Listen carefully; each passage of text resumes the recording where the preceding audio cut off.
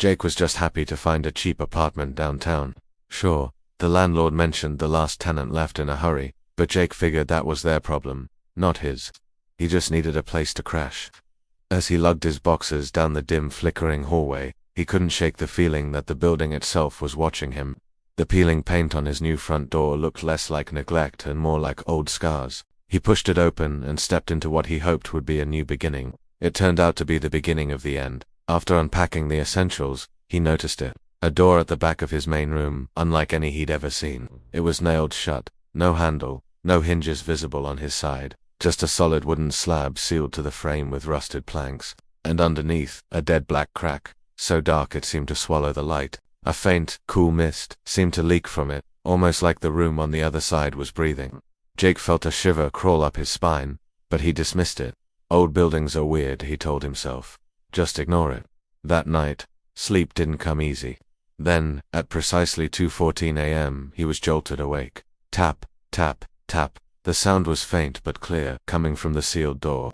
He squeezed his eyes shut, trying to convince himself it was just the pipes or the building settling. But the tapping grew more insistent. Tap, tap, tap, and then a voice, a dry, rasping whisper that slithered out from under the door, right into his ear. It whispered his name, Jake. His blood ran cold. He lay frozen, staring into the darkness, listening to the suffocating silence that followed. The next morning, sunlight felt like a blessing. Jake forced himself out of bed, desperate to prove the night had just been a bad dream. But as he walked past the sealed door, he stopped dead. On the wooden floor, there were fresh scratch marks. They weren't small nicks, they were long, deep grooves, gouged into the planks. It looked like something heavy, with sharp claws, had been dragged away from the door and back toward the center of his apartment. The rational part of his brain screamed that this was impossible. The terrified part knew it was just getting started.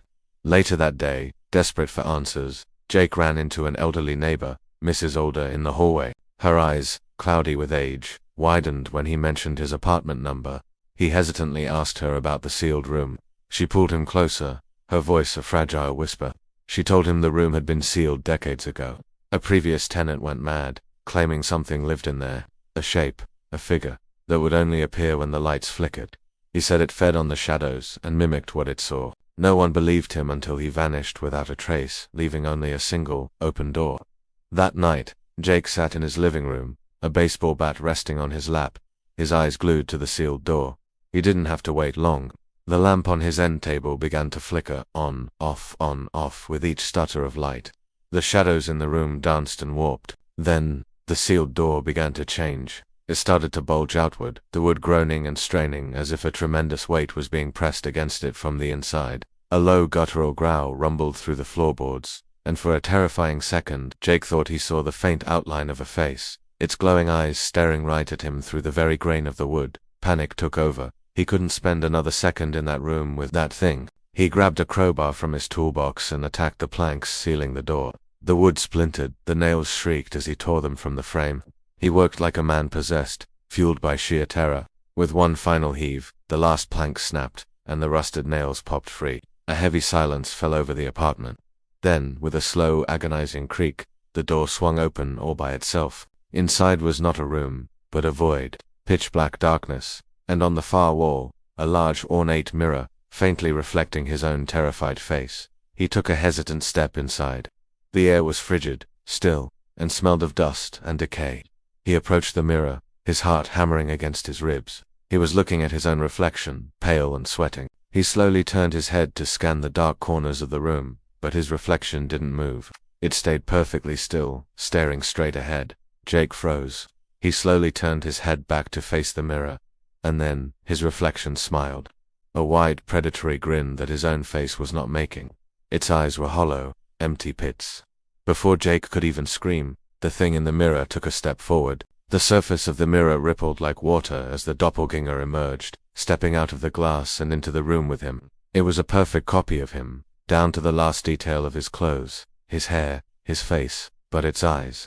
Its eyes were solid black orbs of pure nothingness. It stood there, tilting its head, that horrifying smile still plastered on its face, while the real Jake was paralyzed, trapped by a fear so absolute it felt like his heart had stopped beating. The spell broke. Jake screamed and scrambled backward, bolting out of the room. As he ran, the apartment erupted into chaos. Lights exploded in showers of sparks, Furniture shook and toppled over, and the entity stalked him. It didn't run.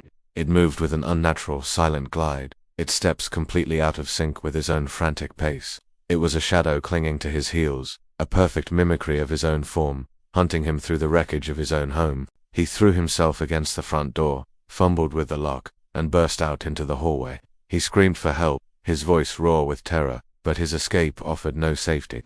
As his pleas echoed down the corridor, the hallway lights began to flicker violently, one by one, and then, in a symphony of synchronized, groaning wood, every single apartment door down the long hall creaked open at the same time. The hallway was plunged into a dim, amber twilight, and a thick fog began to roll across the floor from the open doorways, as if the entire building was now awake and watching him. The doppelganger emerged from his apartment, stepping calmly into the chaotic hallway, its black eyes fixed on him. From down the hall, Mrs. Alder's trembling voice whispered from her cracked open door, "Don't look at it. If you look at it, it becomes you." But it was too late. Jake was already staring, mesmerized, into the face of his own personal monster. He saw his own fear reflected in those empty, black eyes. The creature took another step, its smile widening, and Jake couldn't look away. He just stared as it closed the distance between them. The next morning, the landlord saw Jake walking out of the building's main entrance. He gave a friendly nod. "Leaving so soon?" he asked. Jake turned a calm, serene expression on his face. "Just stepping out for some air," he replied, his voice a perfect imitation. But as he turned fully into the bright morning light, the landlord saw it. His eyes were pitch black. Up in the apartment, the door to the mirror room stood wide open, waiting. The real Jake was gone, and the room was ready for its next visitor. Thanks for watching. If you enjoyed this story, don't forget to like, subscribe, and hit that notification bell for more nightmares.